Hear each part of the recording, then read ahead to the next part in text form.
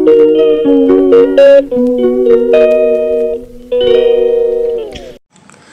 శ్రీమాత్రే నమః.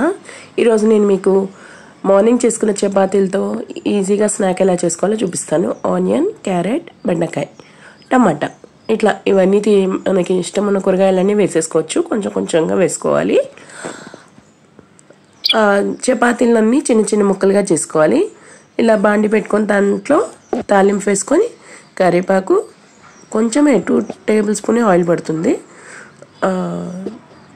ఆనియన్, పసుపు వేసేసి అలాగే దాంతోపాటే బెండకాయలు, క్యారెట్, ఇంకా మీరు ఏమైనా కూరగాయలు వేసుకుంటే వేసేసుకోవచ్చు. టమాటా మాత్రం ఈ ముక్కలన్నీ కాస్త మగ్గిన తర్వాత వేసుకోవాలి.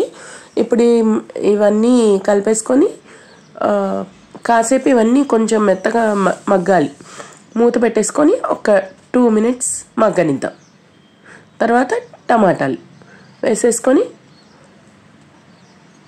టమాటాలు కూడా మూత పెట్టేసుకొని మళ్ళీ 2 మినిట్స్ మగ్గనివ్వాలి. అదంతా కలిపేసుకొని మూత పెట్టేసుకుందాం. పెట్టేసుకొని ఈలోపు చపాతీలన్నీ పీసెస్ చేసేసుకుందాం. అది మగ్గేలోపు ఇలా చపాతీలన్నీ పీసెస్ చేసుకున్నాం కదా. ఇప్పుడు దీంట్లోకి ఇది మగ్గిపోయింది కాబట్టి దీంట్లోకి కొంచెం కారం, ఉప్పు కలిపి వేసేసుకోవాలి. లైట్గా పడుతుంది, ఎక్కువ పట్టదు. తర్వాత కొంచెం ఒక 2 టేబుల్ స్పూన్ వాటర్ వేయాలి, చాలు, ఇంతే. 2 టేబుల్ స్పూన్ వాటర్ వేసేసి కలిపేసుకొని ఒక్క 1 మినిట్ జస్ట్ అట్లా ఉంచుతాం. ఆ వాటర్ అదంతా వేడెక్కిపోవాలంతే. తర్వాత చపాతీ ముక్కలు వేసేసుకుంటాం. ఆ చపాతీ ముక్కలన్నీ వేసేసుకొని అది మళ్ళీ ఒక్కసారి కలిపి ఒక్క 1 మినిట్ ఆగుతాం. ఆగిన తర్వాత అట్లా మొత్తం కలిపేసుకోవాలి. కలిపేసుకొని 1 మినిట్ ఆగాలి.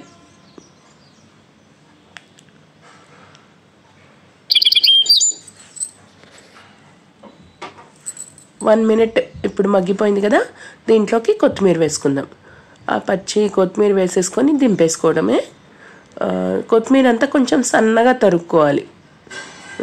సన్నగా తరిగేసి కొత్తిమీర వేసేసి బాగా కలిపేసుకోవాలి.